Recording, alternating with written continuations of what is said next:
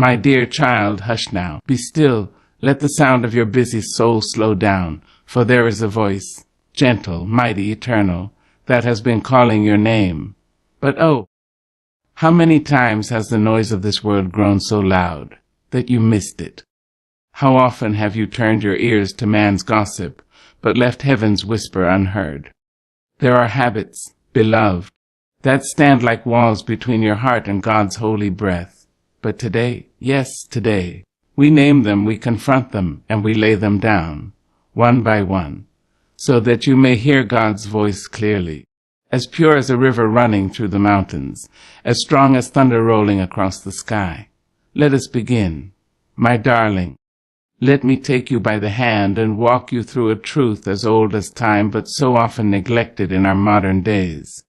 There is something sacred in silence, something eternal and holy in stillness.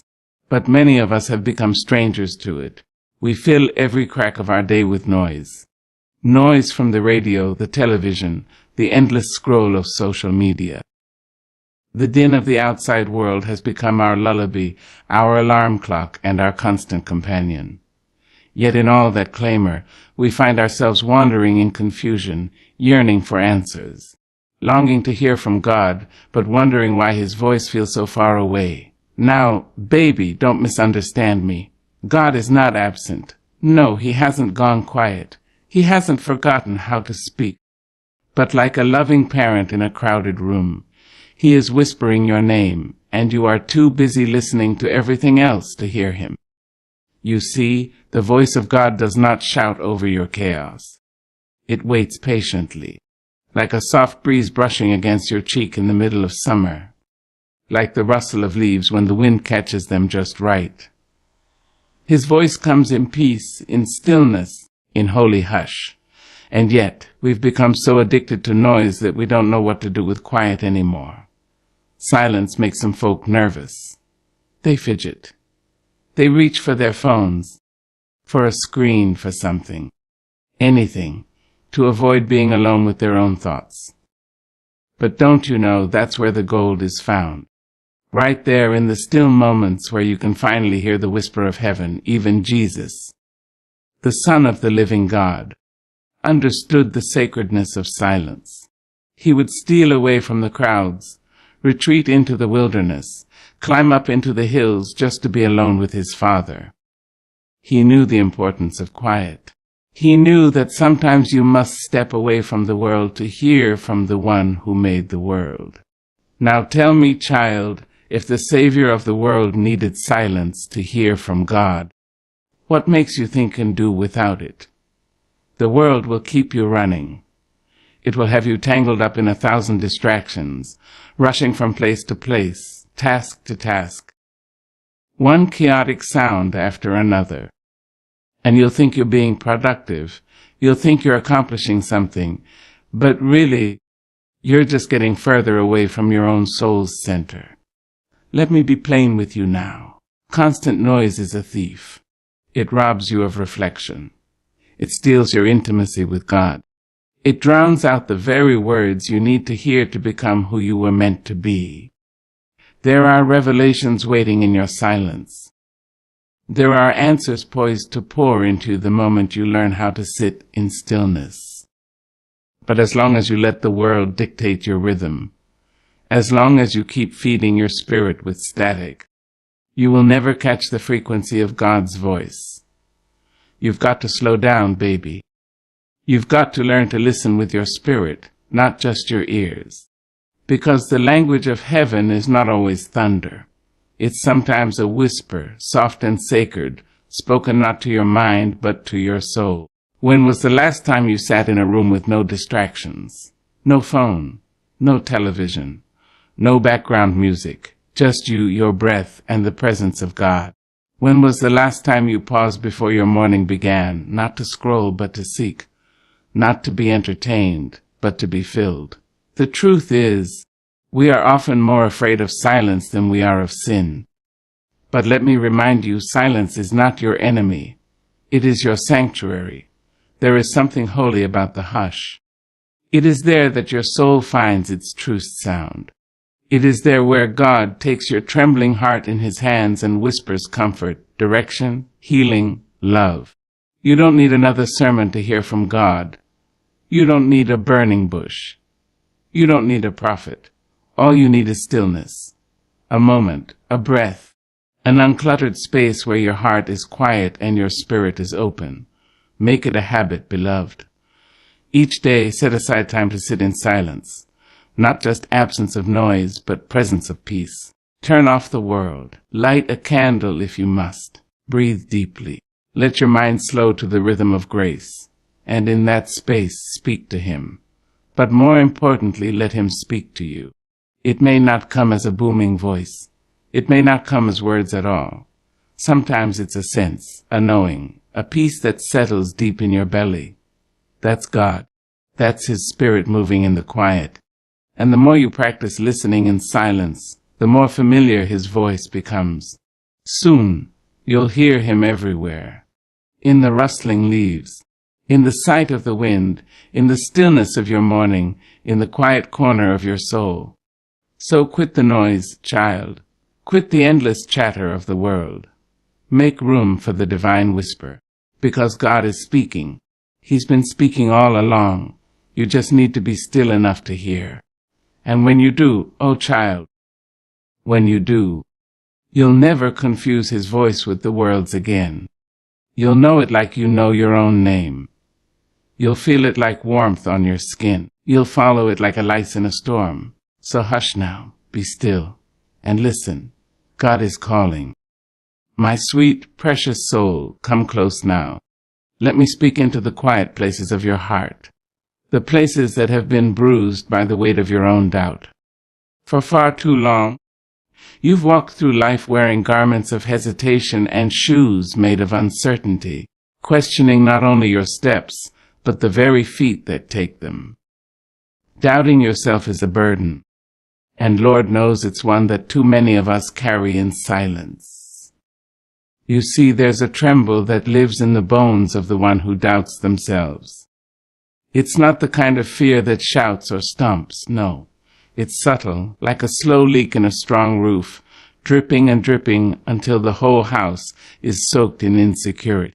That doubt becomes your language, your lens, your lullaby. And soon, every decision is shadowed by the thought, who am I to do this? What if I fail? What if I never heard him right in the first place? Oh, baby, hush now. You were never meant to live like that. You were never meant to shrink yourself into corners of silence when God has called you to stand tall on mountains of purpose. That small voice inside that questions every move. That whispers, you're not enough. That ain't the voice of God. No, God doesn't speak in shame. He doesn't speak in fear. He doesn't wrap his words in hesitation. When he speaks, it's with clarity, with fire, with truth that doesn't shake when the world does. And when you doubt yourself, what you're really doubting is the God who made you. Now I say this not to wound you, but to wake you. Because I know what it is to wrestle with the mirror, to see the scars and the setbacks, and wonder if you've got anything of value left inside. But let me remind you, you are not your mistakes. You are not the names they called you, or the dreams you let die. You are God's handiwork, crafted with intentionality, etched with the fingerprints of the divine. You were formed in quiet power. Before your name was ever spoken on earth, it was whispered in heaven. God looked at your spirit and said, this one I have a purpose for. This one I shall use. And yet here you are, questioning what has already been written in glory. Now listen to me. The moment you begin to doubt your worth, your ability, your calling, that's the moment you start to block the voice of God. Doubt becomes a fog, thick and blinding. And where there is fog, there is confusion.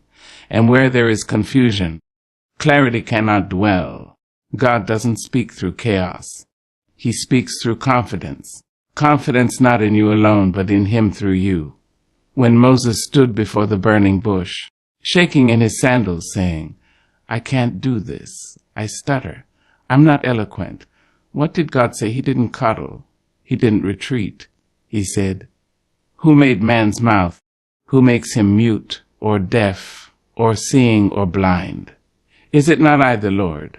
In other words, don't tell me what you can't do. I made you. That's what God is still saying today. To you, right now, I made you. That means He knows every flaw and every brilliance, every wound and every wonder, and still He calls you. Still He speaks to you. Still, He sees something in you that is worthy, holy, powerful. But here's the thing, darling. God can speak to you all day long, but if you don't believe in yourself enough to listen and respond, you'll never catch the fullness of His message. You'll second-guess the signs. You'll ignore the whispers. You'll bury the blessing because you were too afraid to believe it was really yours. So let me ask you, what would change in your life if you stopped doubting yourself? What mountains could you climb? What words could you speak? What joy could you unlock if you truly believed that God knew what He was doing when He made you? You've got to rise above that internal critic, the one shaped by years of rejection, disappointment, maybe even trauma. You've got to stand up to that voice and say, "No more. I choose to believe the one who made me over the doubts that haunt me." Because doubt may visit, but it doesn't have to live with you. You don't have to feed it, water it. Let it grow roots in your spirit. You can evict it. You can say, "I trust my God more than I trust my fear." And let me tell you, when you start to believe in yourself the way God believes in you, something beautiful happens. You begin to walk differently, speak differently. You begin to carry peace instead of panic, purpose instead of pause. You begin to hear Him more clearly. Because your soul is no longer crowded with self-criticism. There's room now. Room for divine direction, for holy instruction, for sacred whispers that once got lost in the noise of your doubt. So yes, child, quit doubting yourself, not because you've got it all together, but because God does. Because He doesn't call the qualified. He qualifies the called. Because you are chosen, not by mistake, but by majesty. Stand tall in that truth. Walk forward in that power.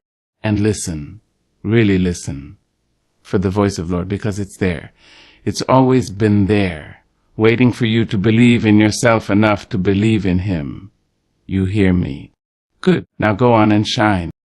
Oh, child, sit down a spell and let me talk to your spirit. Let me tell you something that the world will not whisper into your ears, because the world is too busy shouting. You see, we have made a God out of busy. We have bowed down to calendars, built altars out of obligations, and crowned exhaustion like it were a badge of honor. But let me tell you the truth. The raw and holy truth-hang business is not a fruit of the Spirit. It is not a sign of divine favor. And no, it is not the key to hearing the voice of God. We have filled our days with doing and forgot about being still, being quiet, being available for the Spirit to move, to whisper, to sing a lullaby into the broken places of our hearts.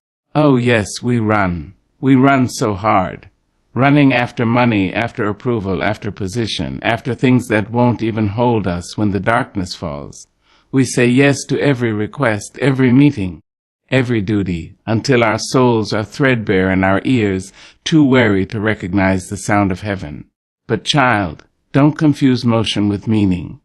Don't mistake productivity for purpose. For what does it profit you to be busy from sun up to sundown if your soul is dry and your spirit can't hear a thing from the one who formed you? You see, God isn't trying to fit Himself into your busy schedule. He's waiting for you to make room. He's not knocking on the doors of your business. He's sitting in the quiet room you haven't entered in weeks, waiting for you to remember it even exists. When Elijah, the prophet of fire, was hunted and afraid, he hid in a cave. And the Lord said to him, "Come out, for I am about to pass by." And there came a great and powerful wind. But God was not in the wind. And after the wind, an earthquake. But God was not in the earthquake. And after the earthquake came a fire. but God was not in the fire. And then came a gentle whisper. And that, child, was where God was. But how can you hear a whisper when your life is thundering with noise? How can you hear when your phone buzzes every 10 seconds? When your calendar is choked with things that bear no fruit? You've got to unclutter your spirit. You've got to sit down and let heaven breathe over your chaos. Some of us stay busy because we're afraid to face ourselves in stillness. We think if we keep moving, we won't have to feel. But baby, healing doesn't come through motion. It comes through surrender. And you can't surrender if you won't sit down. Don't you know that even Jesus, in all his divine power, made time to get away? The scriptures say he often withdrew to lonely places to pray. Now think on that. If the Son of God had to step away from the noise, the crowd, the work, what makes you believe you can live holy in a hurricane of distraction? We've got to learn to say no. Not because we're selfish, but because our souls need space to breathe. You cannot pour from an empty cup, and you certainly can't hear the voice of God through one that's overflowing with noise, nonsense, and non-essentials. Let me put it plainly. Some of you are doing things God never told you to do. You're carrying burdens he never asked you to carry. You're showing up in rooms he never called you to walk into. And you wonder why you can't hear his voice. It's not because he isn't speaking. It's because you're too deep in the doing to recognize the direction. Stillness is not laziness. It is sacred. It is strength. It is surrender. You must be still enough to know when God is guiding you and when you're guiding yourself. Because self-driven business will burn you out, but spirit-led rest will build you up. And in that rest, in that holy pause, you'll find him again. You'll hear him again. You'll feel the warmth of his voice wrap around your heart like a blanket on a cold night. You'll feel clarity rise where confusion used to reign. You'll stop asking, "What should I do next?" and start hearing, "This is the way." Walk in it. My darling, don't let the world bully you into believing that being busy is the same as being blessed. No. Some of the most blessed people I've ever known were not rich, not loud, not famous. But they had peace. They had time. They had joy in the quiet. And they could hear God like thunder wrapped in velvet. So today I'm asking you to do something holy. Stop. Just stop. Take a deep breath and ask yourself, what am I doing that God didn't assign me? What am I running from by staying so busy? What still small voice have I been drowning out with my endless motion? Because when you finally lay down the weight of business, you'll find the gentle hand of God lifting you up, and he will speak. Oh yes, he will speak. Not in the wind, not in the fire, not in the earthquake, but in the stillness. And when you hear him again, clear and sweet like the voice of an old hymn, you'll wonder why you ever thought being busy was more important than being in his presence. So hush the hustle. Silence the spin. Let your soul settle. God is speaking. And this time, you will hear him. Child, let me speak this truth gently, for it is a tender thing. A wound that many carry quietly in the chambers of their heart. Some of us have become so used to the heaviness of unforgiveness that we no longer feel its weight. We wear it like a second skin. We tuck it beneath our Sunday smiles and carry it into every conversation, every decision, every prayer. But I must tell you, my darling, as long as you hold on to that hurt, that rage, that memory soaked in bitterness, you will never be able to fully hear the voice of God. Unforgiveness is a wall, not just between you and the one who wronged you, but between you and heaven. It is a bitter root, and child, no tree can grow sweet from a bitter root. You may speak in tongues. You may shout in the sanctuary. You may lift your hands high to the sky. But if your heart is full of resentment, you're worshiping with one ear closed. You see, God does not only dwell in praise. He dwells in peace. And unforgiveness disturbs the peace. It keeps the waters of your spirit muddy.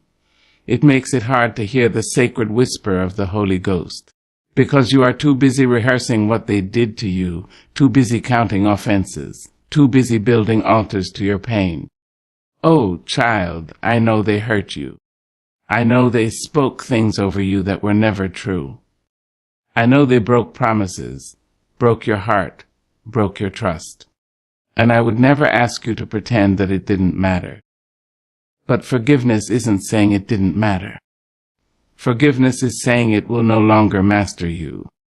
Because when you hold on to offense, you give the offender power over your peace. And what a tragedy it is to hand over your peace, the very place where God's voice is clearest, to someone who never honored it to begin with. Let me tell you something soft and sacred. Forgiveness is not weakness. It is not surrendering to the wrong. It is not a forgetting. It is not a denial of justice. No, baby. Forgiveness is strength. Forgiveness is power.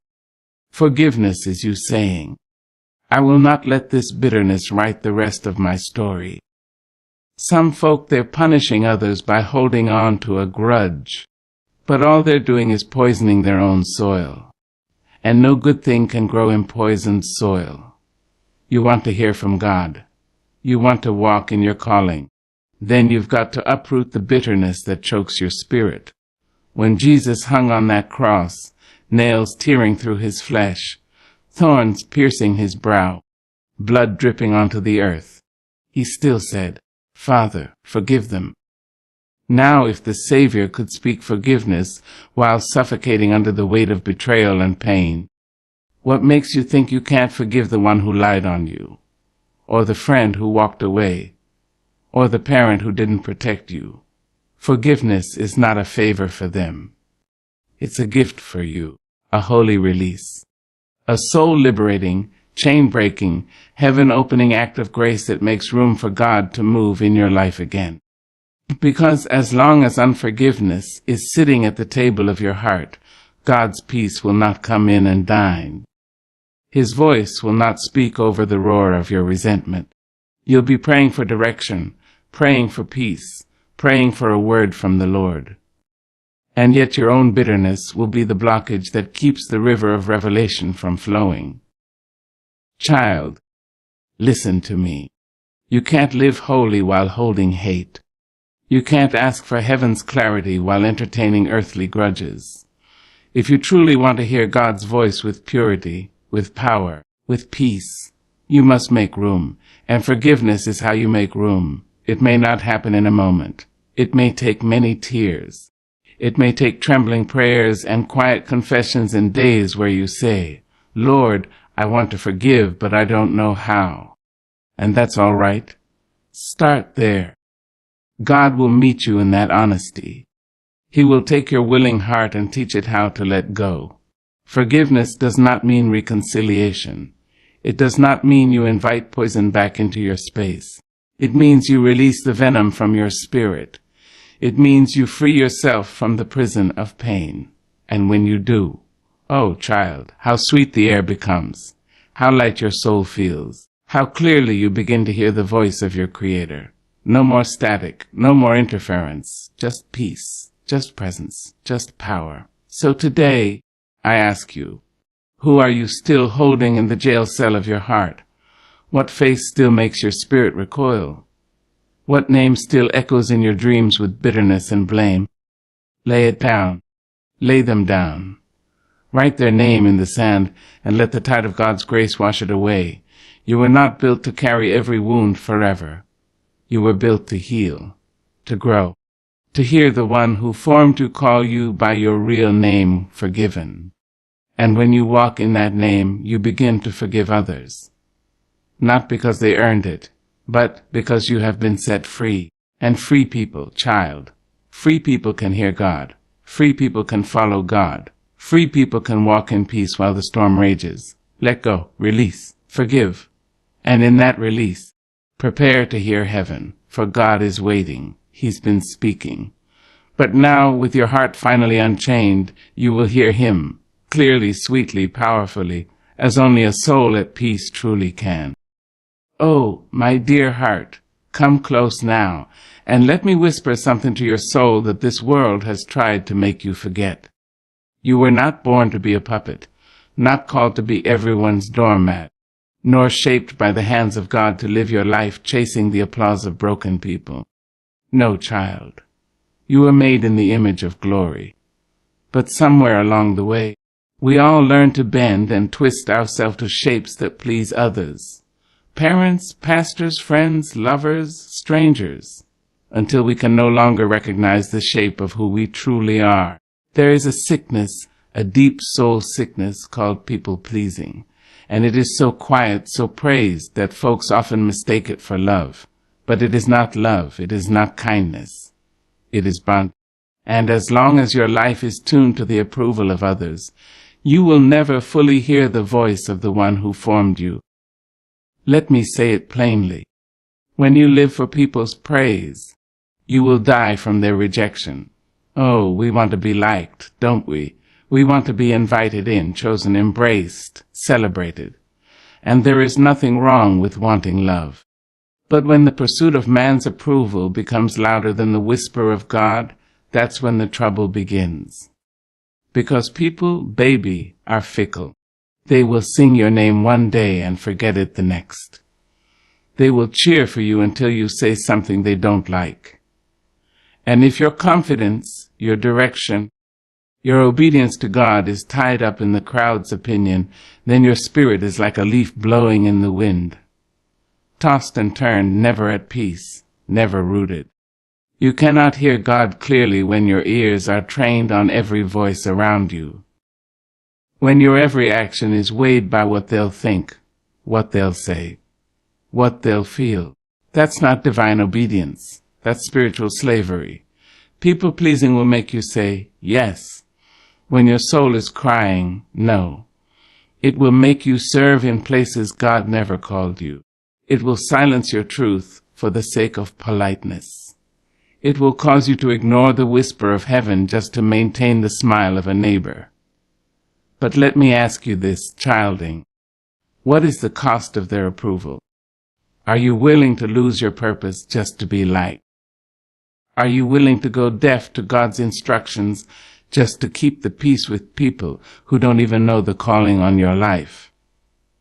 Don't you know that Jesus himself was not liked by everybody? The same crowd that welcomed him with palms was the crowd that later shouted, "Crucify him." And yet, he stayed true. He stayed firm. Because he wasn't here to please people. He came to please his Father. And so must you. You must learn to walk in the freedom of divine approval. There is a boldness that comes when you realize that you don't need everyone to understand you, validate you, or agree with you. You only need to hear from God and follow him with all your might. Now, I know it ain't easy. People-pleasing is a deep-rooted habit. It's often born in childhood, when love felt conditional, when worth was measured by how quiet you could be or how many gold stars you earned. Some of us learned to perform for love. We learned that to be safe, we had to agree, accommodate, shrink. But baby, those lessons do not serve your destiny. The God who made you didn't put you here to blend in. He didn't light the fire in your belly for you to dim it just to keep others comfortable. You have a truth to tell. You have a calling to walk out. And you will not be able to do that fully if your spirit is constantly checking in with the world to see if they approve. You must get to the point where you say, even if they don't understand me, even if they walk away, even if they talk about me, I will still follow God. I will still speak what he puts in my mouth. I will still go where he sends me. That is freedom. And in that freedom, God's voice becomes clearer, brighter, louder. Because now you're listening with a clean heart. Not one clouded by fear of man, but one tuned to the frequency of heaven. There will be moments when people won't get it. They'll say you've changed. They'll accuse you of pride. But baby, that's what they said about every prophet, every truth teller, every soul who chose God over comfort. Wear their misunderstanding like a badge of honor, not a wound. Because when you stop living to please them, you start living to please Him. And there is no sweeter sound than the voice of God saying, "Well done, my child." So take off the mask. Put down the performance. Step out of the circle of false expectations. Be who God called you to be, boldly, truthfully, fully. And the next time you feel the urge to twist yourself into a version of you they'll like, remember this: the real you, the one God made, the one who hears His voice, is more than enough. You don't have to chase their approval when you already have His. Now walk in that truth, and let God's voice guide you. Come close now, sugar. Pull your soul in and let it rest. Let me sit with you in the quiet and tell you something sacred, something sorrowful, something strong. There are things we hold close, things we reach for in the night, things we whisper about in the dark, that don't serve us, that don't bless us, that don't carry us closer to God. And yet we cling to them like lifelines, even as they slowly drain the spirit from our bones. Some of us, child, have found comfort in the wrong places, in habits that numb but never heal, in patterns that pacify but never purify, in pleasures that promise peace but leave us empty, sinful comforts, soft traps, velvet chains that bind the soul and cloud the ears. And I don't speak to you from a place of judgment. No, I speak as one who's been there, as one who knows how easy it is to seek refuge in the arms of addiction, whether that be the bottle, the bed, the food, the gossip, or the fantasy. I know how it feels to run to what feels good when life feels too hard. But beloved, hear me with your heart wide open. You cannot walk with God while holding hands with what keeps you broken. You cannot hear His voice clearly while you're wrapped up in the noise of your secret comforts. God is not hiding from you. He is not silent. But when the soul is soaked in sin, especially the kind we defend, the kind we justify, the kind we say God understands, His whisper becomes distant, not because He has turned away, but because we have wandered far. Oh, we know how to mask it. We know how to dress it up, cover it in charm, and call it just a little thing. But even little things can become loud in the spirit. Even little things, when fed over time, grow into giants that stand between us and God. You see, sin doesn't always scream. Sometimes it sings, sometimes it soothes. That's what makes it so dangerous. The enemy doesn't tempt you with chains. He tempts you with comfort. He offers you escape, not realizing he's giving you a prison with velvet walls. But child, you were not made for prisons. You were made for gardens, for rivers, for mountains, for glory. And the voice of the Lord, that still small voice that speaks in power and peace, is clearest in clean places. It is clearest in hearts that have made space for it, not just in desire, but in discipline. It's not about being perfect. No, none of us are. But it is about being surrendered. It's about recognizing when a thing is killing you slowly and deciding, even with trembling hands, to let it go. Let go of the relationship that drains your dignity. Let go of the secret indulgence that leaves you feeling hollow the next morning. Let go of the lie that tells you need the thing to survive. You need God, child. And He is enough. There is no high like His presence, no thrill like His peace, no comfort like His arms. But you won't know that fully if you're still tasting from the table of things that do not nourish your spirit. Some of us are spiritually starving because we're filling up on junk. And we come to God asking, "Why can't I hear you?" But the real question is, what's in your ears? What's in your heart? What have you made a home for that He never sent? You can't expect divine clarity while feeding on spiritual confusion.